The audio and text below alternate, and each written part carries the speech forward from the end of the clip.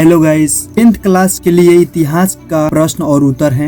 ये 4 choice question है। इसमें सभी क्वेश्चन VVI है। आप क्वेश्चन देखते ही समझ जाएंगे कि कितना ये क्वेश्चन इम्पोर्टेंट है आपके लिए। चलिए क्वेश्चन को पढ़ते हैं और हर एक उसका ऑप्शन के बारे में जानेंगे। क्वेश्चन नंबर 1 है, जर्मनी के एकीकरण में मुख्य भूमिका किसकी थी? ऑप्शन ए में है गैरीबाल्डी, बी में है Otto von Bismarck, option C में है नेपोलियन, ऑप्शन डी में है इनमें से कोई नहीं। तो आपका सही आंसर इसमें से कौन होगा? आप कमेंट बॉक्स में इसका जवाब दे सकते हैं। तो चलिए इसका सही आंसर हो जाएगा ऑप्शन नंबर बी। बी जो है आपका राइट आंसर है। जर्मनी के एकीकरण में मुख्य भूमिका बिस्मार्क का था। जर्मनी का एकीकरण 1871 ईस्वी को हुआ था। अब देखिए गैरीबाल्डी कभी पूछता है कि गैरीबाल्डी पेशे से क्या था? तो गैरीबाल्डी पेशे से नाविक था, आपको याद रखना होगा। और जर्मनी के एकीकरण कब हुआ था? तो 1871 में, याद रखना होगा आपको। नेक्स्ट क्वेश्चन की ओर चलते हैं। अगला क्वेश्चन हमारा 2 नंबर है। 2 नंबर क्वेश्चन कह रहा है, मेजनी का संबंध किस संगठन से था?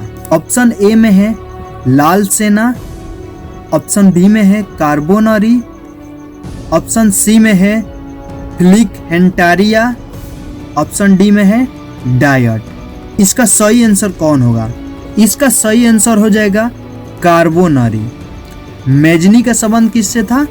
कार्बोनरी से था, आपको याद रखना होगा। लाल सेना संगठन गठन किसने किया था? तो इसका गठन किया था लियोन ट्रोट्स्की, याद रखना होगा। यहाँ क्वेश्चन बदल सकता है कि लाल सेना का गठन किसने किया था? तो लियोन ट्रोट्स्की। मेजनी का संबंध किससे था? कार्बोनरी से, तो आपको याद रखना होगा यहाँ। चलिए अगले क्वेश्चन की ओर चलते हैं। देखिए अगला क्वेश्चन हमारा 3 नंबर क्वेश्चन है। क्वेश्चन कह रहा है, यूरोप का मरीज किसे कहा जाता था? यूरोप का मरीज किसे कहा जाता था? ऑप्शन ए में है तुर्की, बी में है इटली, सी में है इंग्लैंड, डी में है फ्रांस। तो इसका सही आंसर हो जाएगा ऑप्शन नंबर ए, तुर्की। यूरोप का मरीज किसे कहा जाता है? तुर्की को।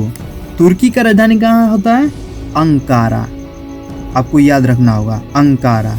इटली का राजधानी रोम होता है। इंग्लैंड का राजधानी लंदन होता है। फ्रांस की राजधानी पेरिस होता है। तो ये चीज आपको याद रखनी होगी। ये छोट चीज आपको हर एक एग्जाम में पूछी जाती है। चलिए अगले क्वेश्चन की ओर चलते हैं। अगला क्वेश्चन हमारा है 4 नंबर। 4 नंबर क्वेश्चन कह रहा है, जाल्वेरिन कैसी संस्था थी? ऑप्शन ए में है क्रांतिकारियों का, ऑप्शन बी में है व्यापारियों का, ऑप्शन सी में है विद्वानों का, ऑप्शन डी में है पादरी एवं सामंतों की। तो इसका सही आंसर हो जाएगा व्यापारियों की। जाल्वेरिन कैसी संस्था थी? तो ये व्यापारियों की संस्था थी। अगला क्वेश्चन हमारा है 5 नंबर। 5 नंबर क्वेश्चन कह रहा है, सविनय अवज्ञा आंदोलन कब चलाया गया था? क्वेश्चन बहुत VVI है। सविनय अवज्ञा आंदोलन कब चलाया गया था?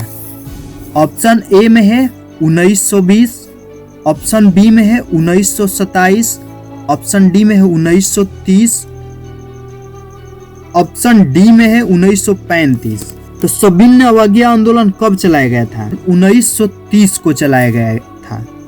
इसका एक्यूरेट डेट होता है 12 मार्च 1930 से 6 अप्रैल 1930 तक चला था। कौन? सविनय अवज्ञा आंदोलन। कभी कभी पूछ लेता है कि सविनय अवज्ञा आंदोलन कब से कब तक चला था। तो आपको याद रहेगा, आप बता दीजिएगा 12 मार्च 1930 से 6 अप्रैल 1930 तक चला था। 1920 में असहयोग आंदोलन हुआ था। असहयोग आंदोलन हुआ था। 1927 में मद्रास में कांग्रेस अधिवेशन हुआ था। कांग्रेस अधिवेशन हुआ था। ये चीज आपको याद रखना होगा। सविनय अवज्ञा आंदोलन कब चलाया गया था? तो 1930 में। अब पूछेगा सविनय अवज्ञा आंदोलन कब से कब तक चलाया गया था? तो 12 मार्च 1930 से 6 अप्रैल 1930 तक। अब कभी पूछेगा मद्रास अधिवेशन कब हुआ था? तो 1927 में। असहयोग आंदोलन कब हुआ था? तो 1920 में। तो आपको याद रखना होगा।